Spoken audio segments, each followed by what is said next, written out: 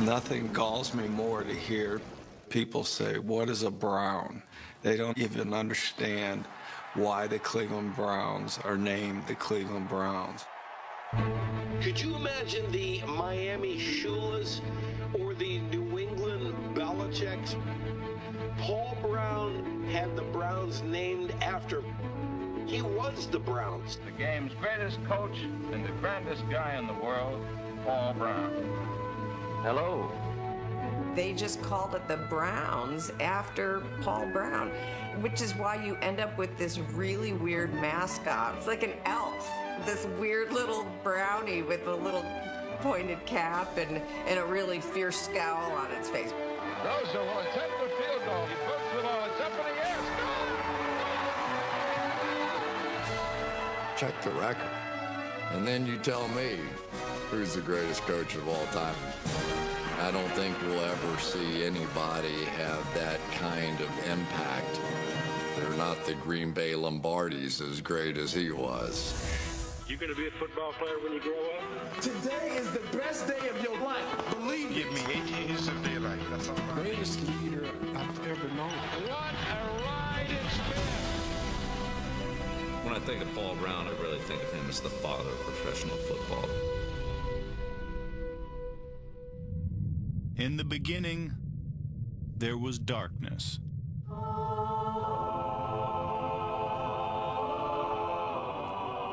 Then, there was Paul Brown.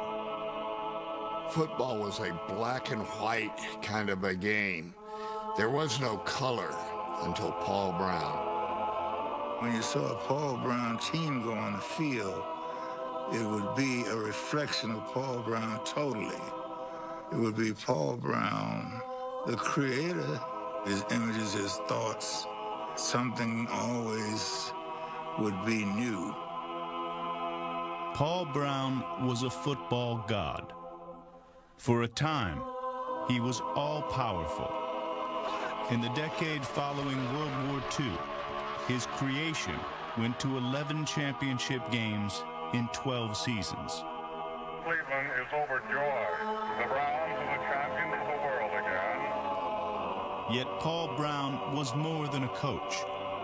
He reinvented a drab monochromatic game in bold, brilliant Technicolor.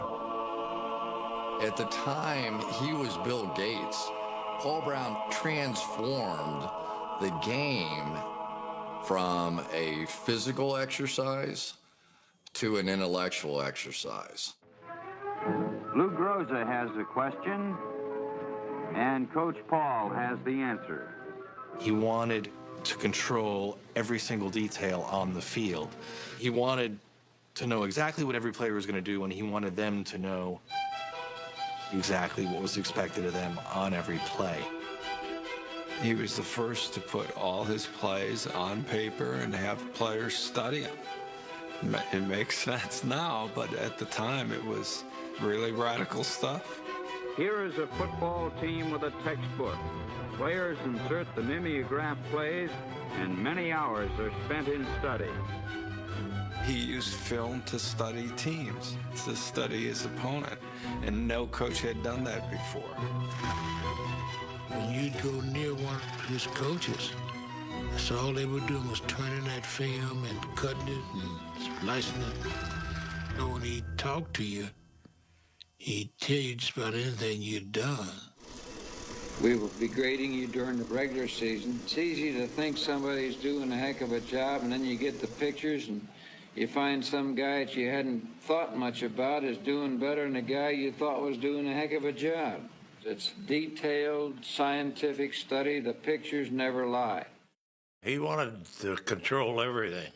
Then he'd have a messenger guard to run the play in. On the next play, another guard would come in and the first guard would come out. That's how he got his offense in. Cleveland coach Paul Brown uses his signal calling shuttle system as he sends guard Chuck Noll into the game with the play. Until Brown, quarterbacks had always called a team's plays in the huddle. Even though he had the finest passer of his era, Otto Graham, Brown called the plays himself. He was the first coach to put somebody upstairs with a line down to the sideline. The Browns leave nothing to chance in calling plays. Blanton Collier and Fritz Heisler observe the game from a vantage point high up in the stands. They relay their information to Weeb Eubank and Paul Brown on the bench phone. He wanted to be able to see and hear in real time what was working, what wasn't working. Did they blitz that time? Here we are today, and there isn't a team in football that doesn't do this. When he did it, it was his overreaching. Critics accused Brown of ruining football, of turning his players into pieces on a chessboard. Jim Brown sets the new league record for yards gained rushing. Yet the inventions continued. The timed 40-yard dash, the draw play, Graham gives the ball to Motley. It's the draw play. the pocket to protect his quarterback, Graham again runs way back. In that pocket, throws a line moving pass into the end zone. and one creation that literally changed the face of football. And we were playing the 49ers. Otto Graham had his face cut up. The guy hit him with an elbow when he was down right under my feet in the sideline. Otto suffered a deep facial wound on this play, one that required 15 stitches to close. These things shouldn't happen in football. Paul Brown came up with a great big plastic thing about 2 inches high, 1/2 inch thick. I couldn't breathe properly to bounce back, and I couldn't see. With a special face mask, and he was back in time to take the field. I said to the Riddell person that handled our account, make me a thing no bigger than the size of my little finger. It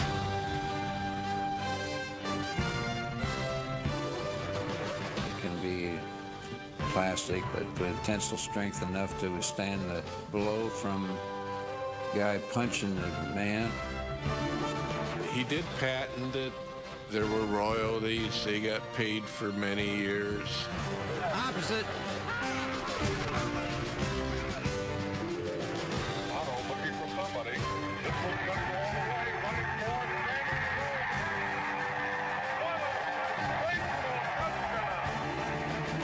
The greatest inventors in the history of the world, they've done something that's changed our everyday life.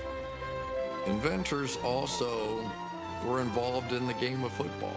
In today's day and age, women all over America are celebrating the fact that Tom Brady's face has been protected thanks to Paul Brown.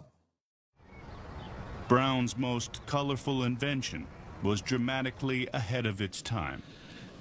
This is the helmet that Paul Brown had designed in 1956, complete with a radio receiver, coach to quarterback communication 4 decades before it was ever used in the NFL.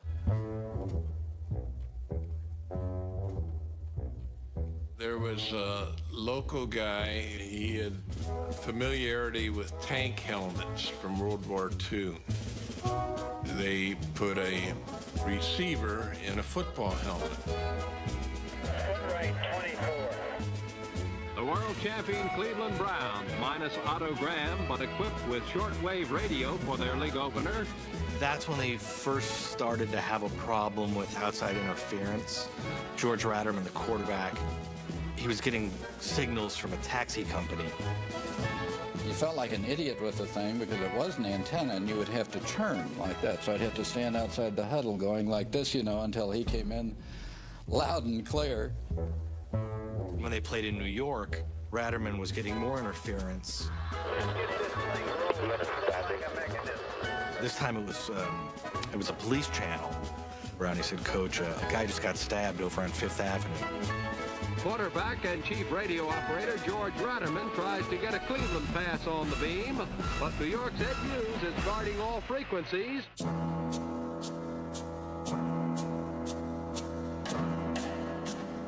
He was always afraid that somebody was going to tap in And there were teams that tried to do that. What Paul Brown was doing was upsetting the other owners. In fact, it was outlawed by Bert Bell, the commissioner. That brought about the end of the helmet radio adventure for about 40 years. Coming up. Here's the greatest coach in football as a high school coach. His team's won 80, lost only 8, and tied 2. Quite a record.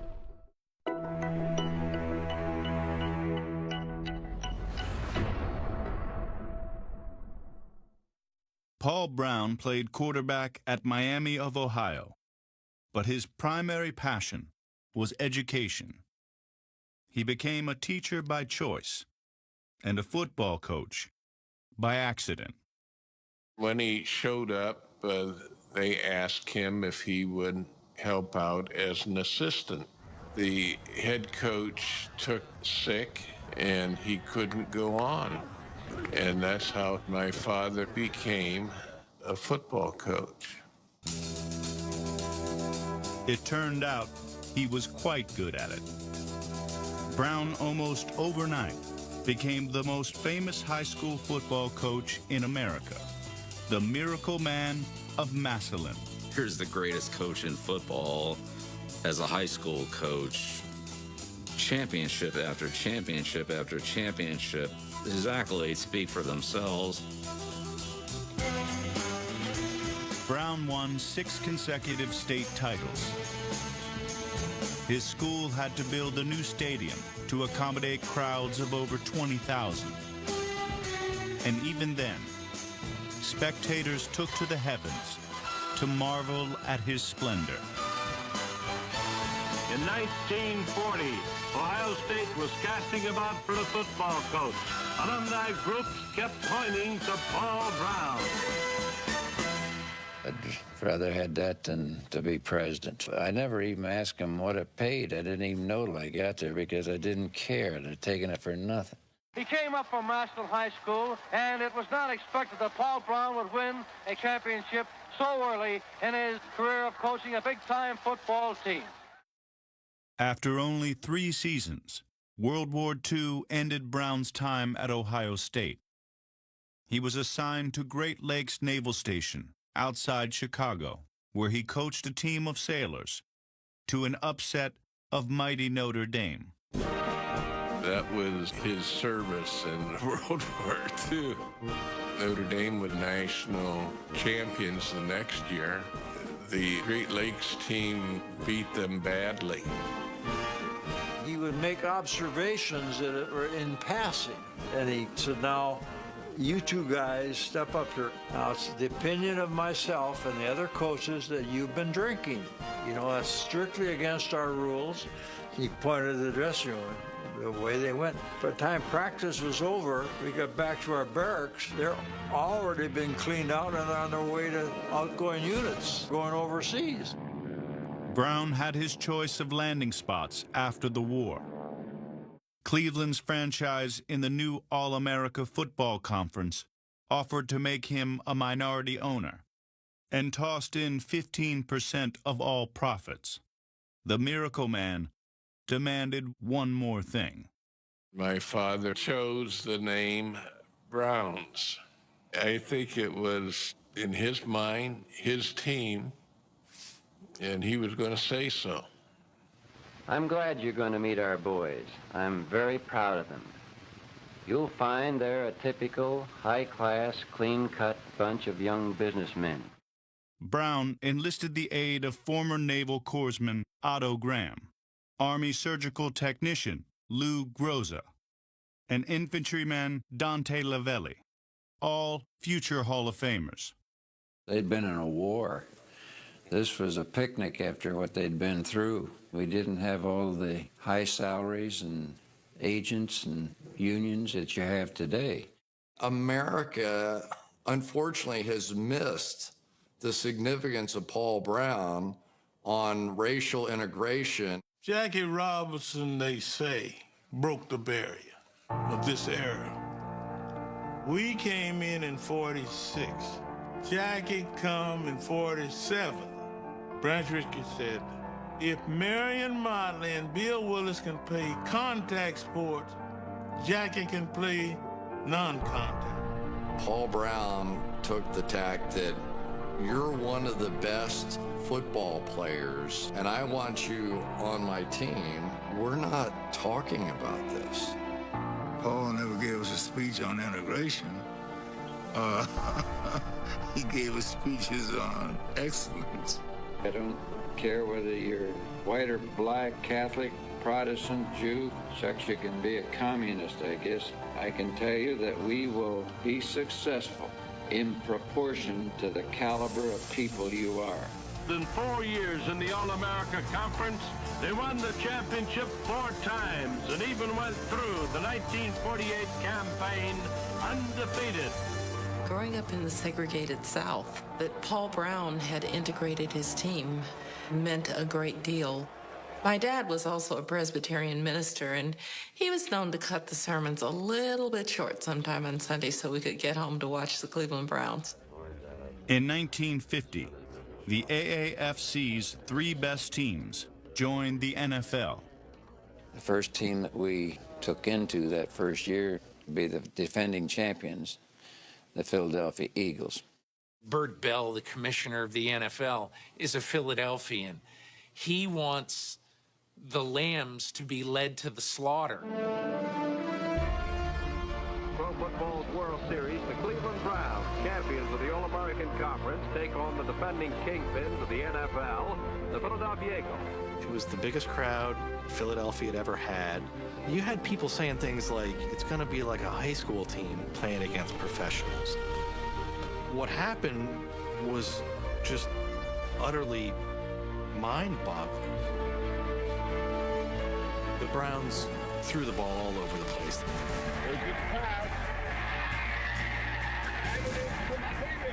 Paul Brown had one of the great wins in pro football history. Now Graham throwing. Look at this. Another touchdown for the Cleveland Browns. After the game, Greasy Neal, the coach of the Eagles, said they didn't play real football. All we did was throw and trap and pass like a basketball team. There was such feeling against us. The 2 teams met again later in the year, and Paul Brown said, I'm going to make a statement. Paul said, I'm going to run this ball down their throat for talking that big talk up there. We never threw the ball. Paul Brown and his Cleveland Browns are after these world champions with a most obvious vengeance. They kicked 2 field goals, pick 6, and won 13-7. And that's it. The Browns didn't throw a pass once. It hasn't happened in the 65 years since. A team has never not thrown a pass. Coming up, Paul Brown's training camp speeches. If you marry a tramp, you'll go downhill fast. We'll just have to get rid of you just as fast.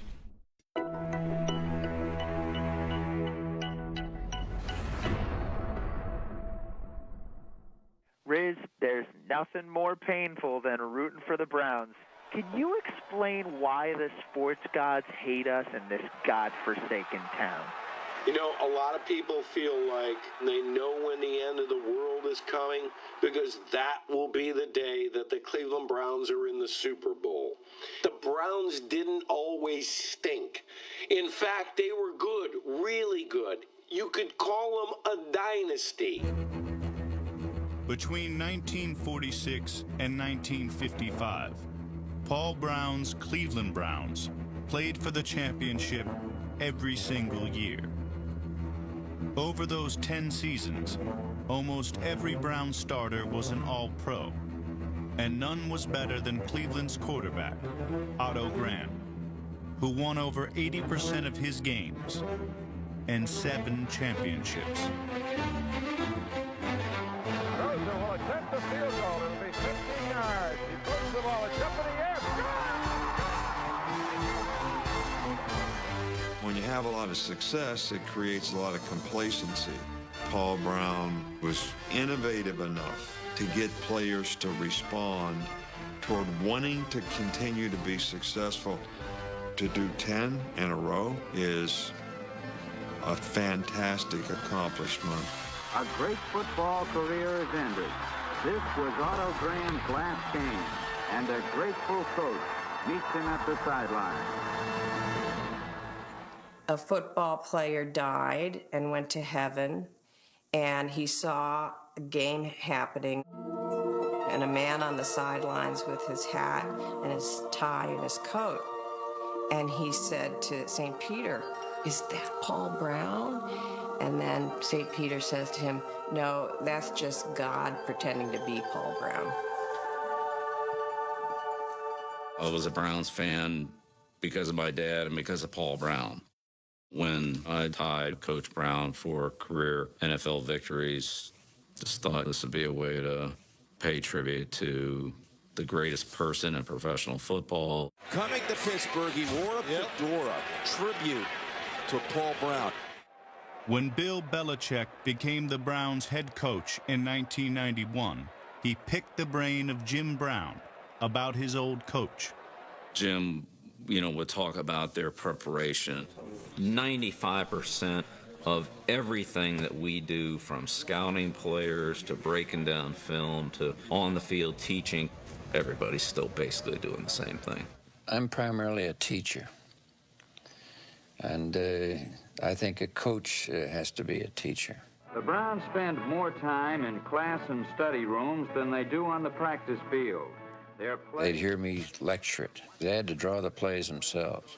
And then I'd put it on the board and do the diagram. And then we'd go out and just wrote it, like you learn a golf swing. These were the laws of learning as I had read about them, and I tried to put them into my teaching. Paul Brown began each camp with a colorful lecture outlining his expectations. That was an annual event, and we had to record verbatim everything that he said. I am not to go into the moral aspect of marijuana because I don't know anything about it, and I'm talking about it in terms of our football. I do know this. If you're guilty of selling marijuana, it's 20 to 40 years imprisonment, believe it or not. If they were boozers or chasers, things of this nature, I wouldn't have them. On the night before games, be particularly careful that no visitors get into your hotel rooms. Glad-handers, relatives, gamblers, prostitutes, these people just predators. We go to a place to play football, and it's a serious proposition. Paul Brown told us your sex life is such that I feel that after Tuesday night you should refrain because you save your strength for the football game. You can see that the wives of the players are quite attractive. This would never happen at the Browns' Bowling Green training camp, I assure you, where wives are not permitted. Players with military experience were used to taking orders, but the next generation of athletes were not. Directives ricocheted off Jim Brown. So did tacklers. If you'd see his body, you'd know whatever bouncing off of him. Jim ran under 4.5 in a 40. I like the fact that with Paul, I didn't leave anything in the gun. Why shoot a pop gun when you got a cannon? Give him the ball all the time. Faster than a speeding bullet. More powerful than a locomotive. Able to leap tall buildings in a single bound. The pro game in the pop age had a number of superstars, but only one Superman, and he was Jim Brown. My father could not control Jim as he had other players previously. That was a new experience, and it bothered him. Jim always has to test everybody that first day, and he's got a couple out here that are going to require some testing. He was a moody type of player. We'd try to talk with Jim about how he didn't do his share of the blocking, show him in the statistical study that he could do better. And he always went along with it in a very affable way, but he never really got into it. This is, believe me, one proud man. He didn't really want to challenge me too much. Bobby used to get the residue from Paul's dealing with me, and so he would talk through Bobby, poor Bobby, you know. If Jim was late, Paul would come up to us. Now, Paul Brown knew that I'm not the reason we are late. Paul is in my face, boy, he's this close. Who do you think you are? How dare you? You know our rules. And Jim is there like this. He knows he's talking to him. But he'd get over what he wanted to say to Jim, and he felt better. Jim go out and win the game. Paul and Jim Brown were able to dance around their tension until a new partner cut in.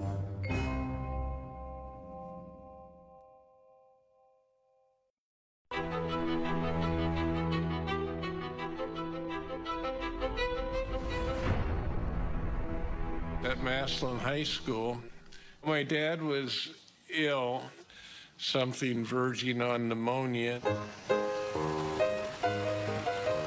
To stay on top of things, he connected a telephone line from his bedroom to the locker room.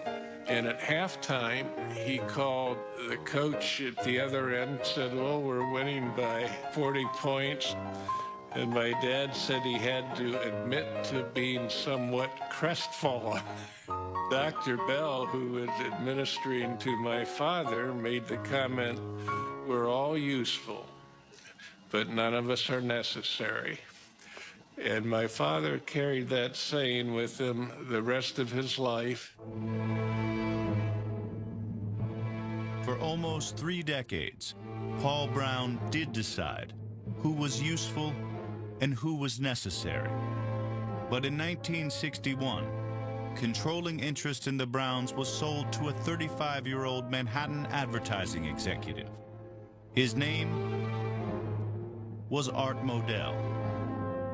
Art Modell could never play for the Cleveland Browns, so he did the next best thing. He bought them. I never thought anyone could buy this team. But I thought it belonged to Paul. He had been a total dictator. The first thing that Art did was he took Paul's office and moved it to the backside of the stadium. Somebody's gonna be leaving here soon. We thought it would be Art. No! Come on, don't do that. The previous owners of the Browns trusted Paul Brown to make every decision. Now, with the advent of Art Modell, he had someone to answer to.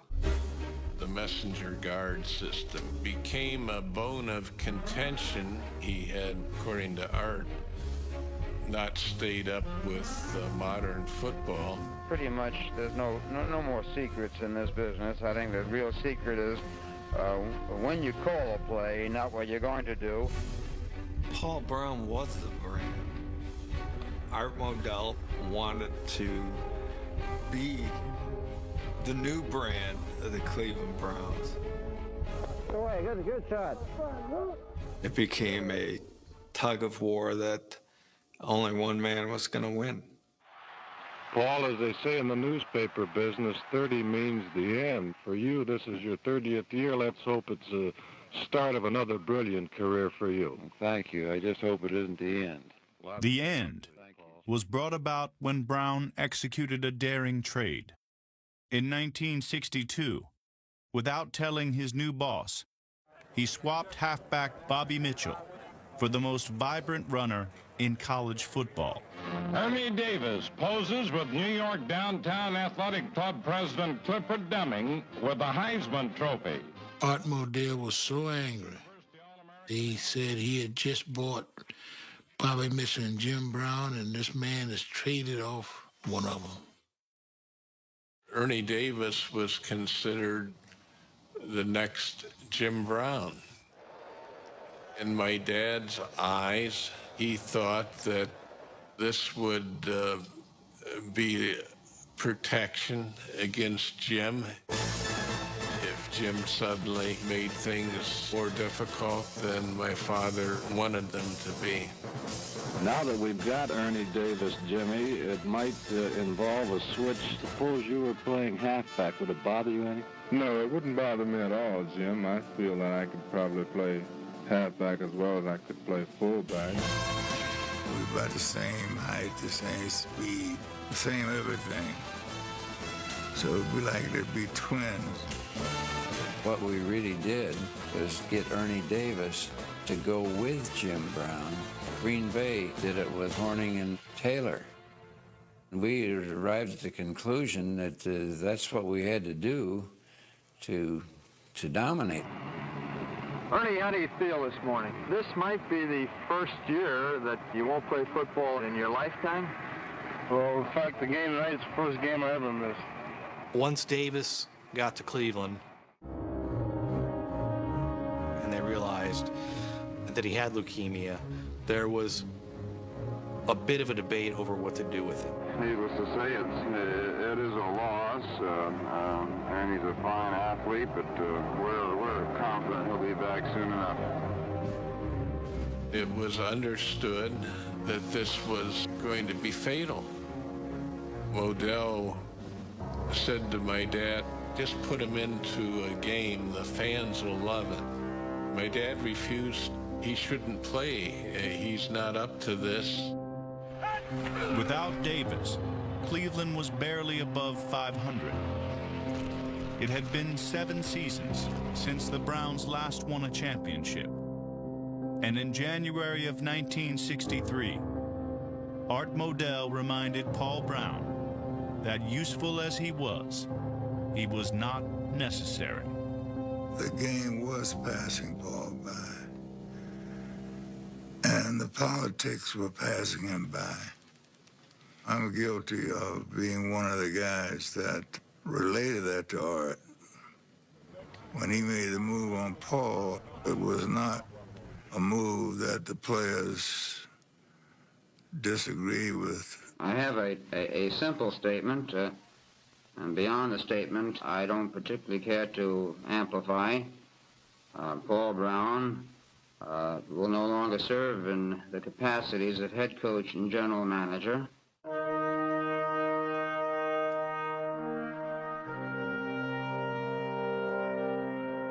He called me on the phone. He said, they took my team away from me. His voice cracked. That was the only time I ever heard him lose his emotional composure. It was a traumatic experience. He never forgave Art Modell. Art Modell did the unfathomable thing of firing Paul Brown. One of the great lines at the time was, it was like the Terminal Tower in Cleveland collapsing. That was pretty hard for a whole generation to accept. To me, it don't seem right. Who do you work for? Well, I work for the Cleveland Browns. I'll never forget hearing that he had been fired. Paul Brown was my hero. I was furious. So I had all of these Cleveland Browns posters in my room. I ripped them off. I probably ripped the paint along with it because I did it with great force. I was really, really unhappy. What wounded Paul Brown most was betrayal by his assistants. They made an agreement amongst themselves never to contact my father. These people were his friends. He had raised all of them up. That included Blanton. my father's closest friend. Paul Brown was both head coach and general manager, Blanton. Are you assuming all his duties? No, I will be the head coach. He moved out to San Diego. He was in his 50s, too young to retire.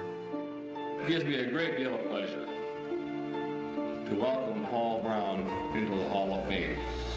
He tired of it quickly, felt that he was purposeless. Coming up, Paul Brown returns. How do you keep a Cincinnati Bengal out of your backyard? Put a goalpost in it.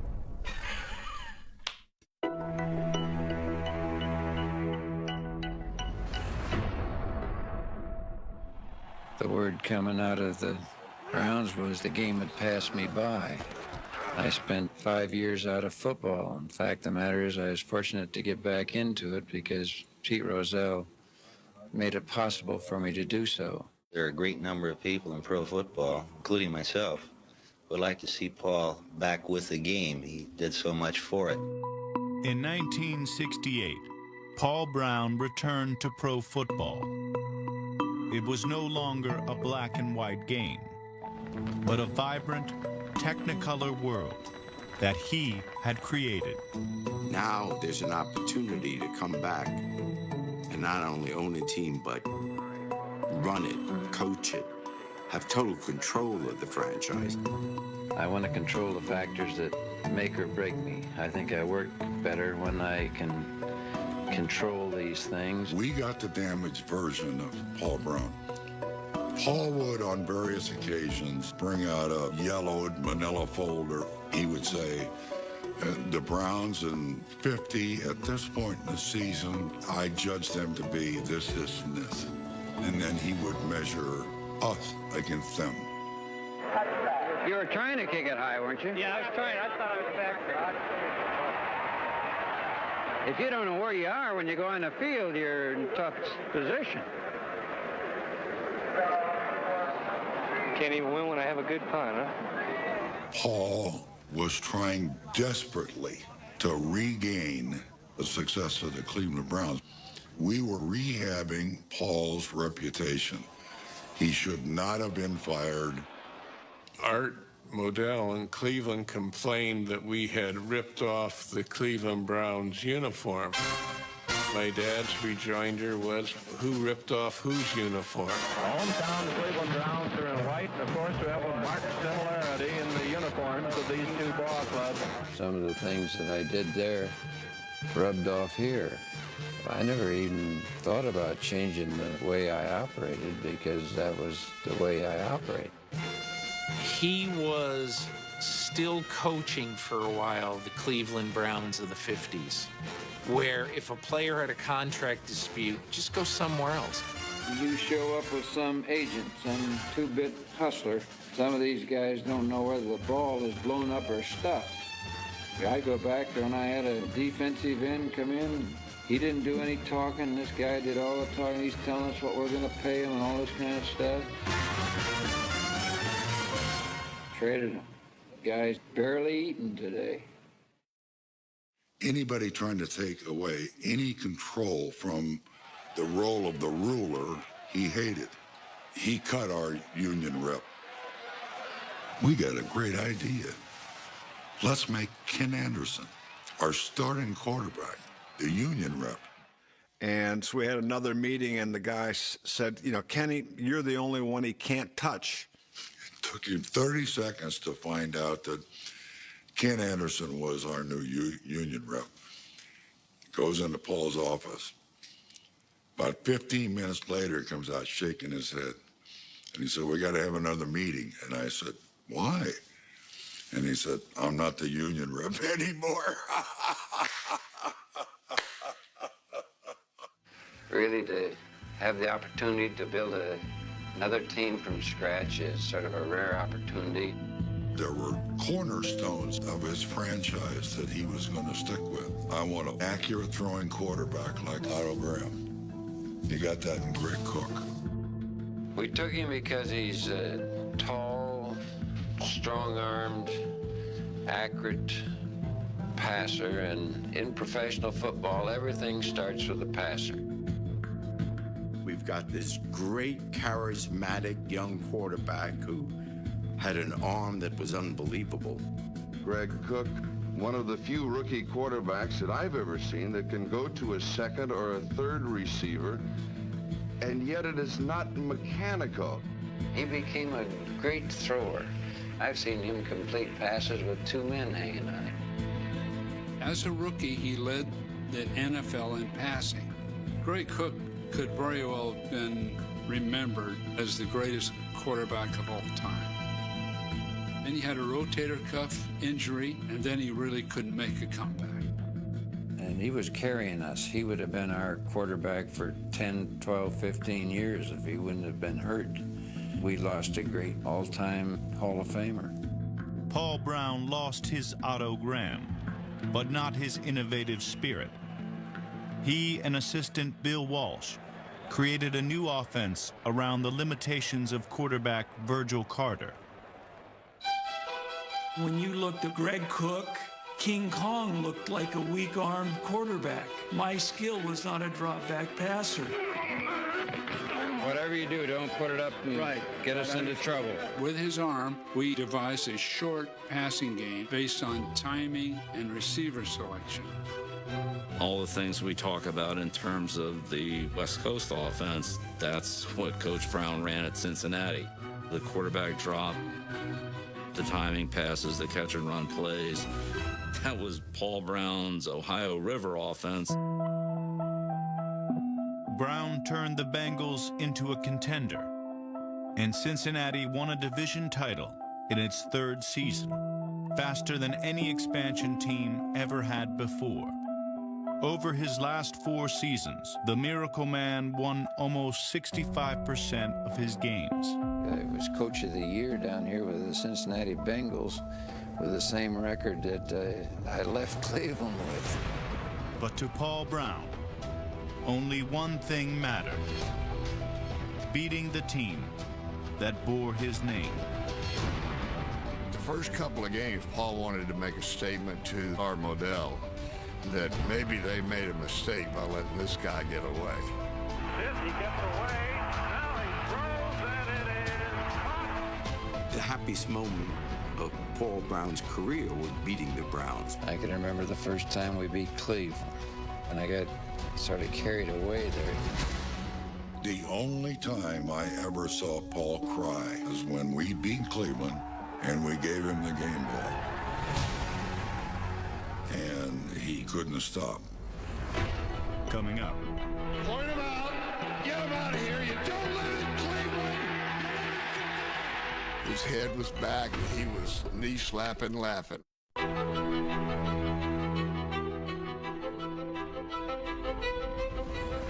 Why did you retire from coaching? I thought it was time. I was, I don't know what, 67, 68 years old, somewhere around there. And, you know, in our country today, if you get over 50, they think you ought to clear out. On New Year's Day, 1976, Paul Brown left the sidelines on his own terms. As general manager, he had to choose a successor, longtime assistant Bill Johnson, or his most innovative protege, Bill Walsh. Bill Walsh was young, vibrant, exciting, kind of a California guy. Bill Johnson, old school, tremendous coach. I can understand why Paul Brown went that way. Bill Johnson is possibly my closest friend. I'd follow Bill to the end of the earth. There is no connection between my leaving and Bill becoming the head coach. When you're used to being the man, the genius, the creator, it's hard to believe that some young whippersnapper can take your ideas and take them to a further degree. Bill, I don't want to try something that we're gambling a lot on. When I appointed a coach here, I went with the sort of the senior assistant that I had, Bill Johnson, At the time, we thought that Bill Walsh was going to be here. The same mistake that the Browns had made in firing Paul Brown probably made in hiring Bill Johnson over Bill Walsh. The Bill Johnson era lasted just 33 games. Paul Brown had bypassed the most brilliant football mind since Paul Brown, when his Bengals played for the World Championship in 1981. He paid dearly for it. The first play of the Super Bowl in Detroit against the Cincinnati Bengals was triple pass. That was a Paul Brown play. The double reverse pass to the tight end.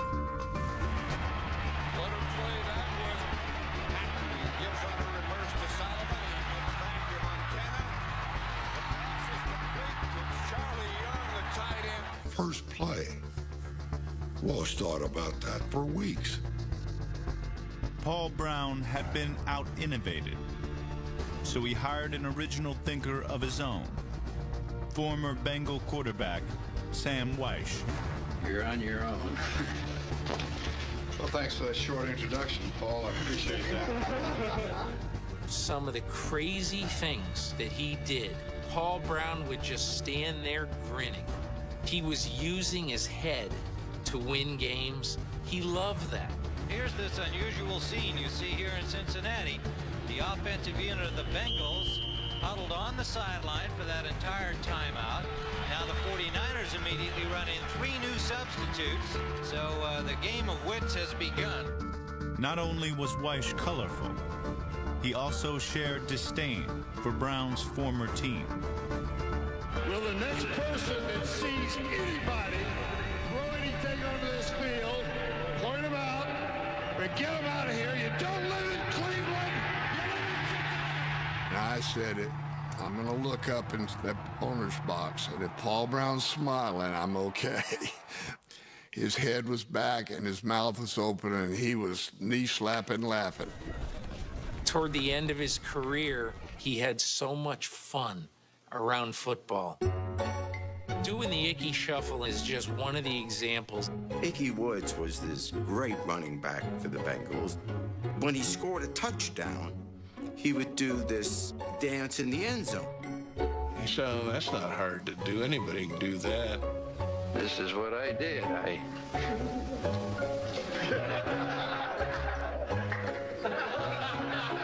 That's all it took. Wow. He was so proud of it, and so he was good for him. In 1988, Brown's Bengals were back in the Super Bowl and facing a familiar adversary. They don't have to do anything to put a jewel in my crown. I want them to win the bloomin' games for themselves. Forget old Paul. He's had his. I wanted to win that for Paul Brown. He had had mythical national championships in high school, national championships with Ohio State, of course the Cleveland Browns before there was a Super Bowl, but he didn't have that Super Bowl trophy. It meant as much to me as any game I ever coached or played in.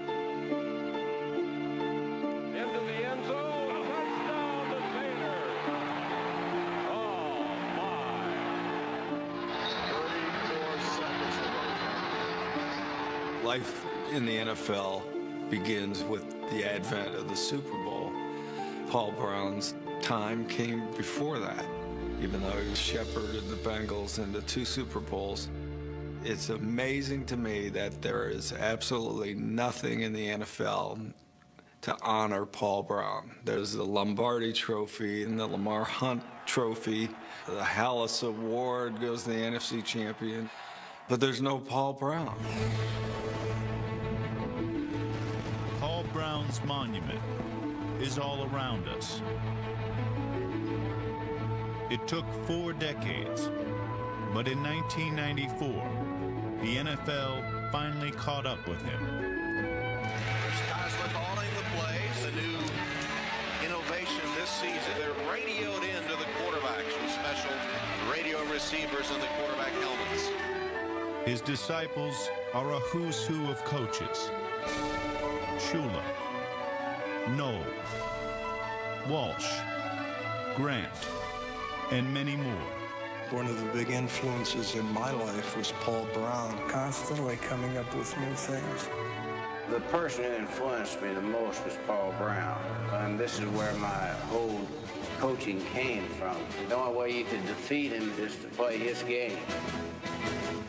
As Paul Brown would say, we're a precision machine. Paul Brown was the professor in the classroom and a real asset to the American way of life. Brown passed away in 1991, but his ideas live on. There's nobody in the game that I have more respect for than Paul Brown. His contributions from the game to the way it's played to protective equipment, the playbook, every film breakdown, every meeting, everything that he did when he was a coach. 50 years later, everybody's still basically doing the same thing. I really think of him as the father of professional football. Paul Brown brought color to pro football, and it was good. This afternoon, we're going to play the biggest football game in the history of Western civilization.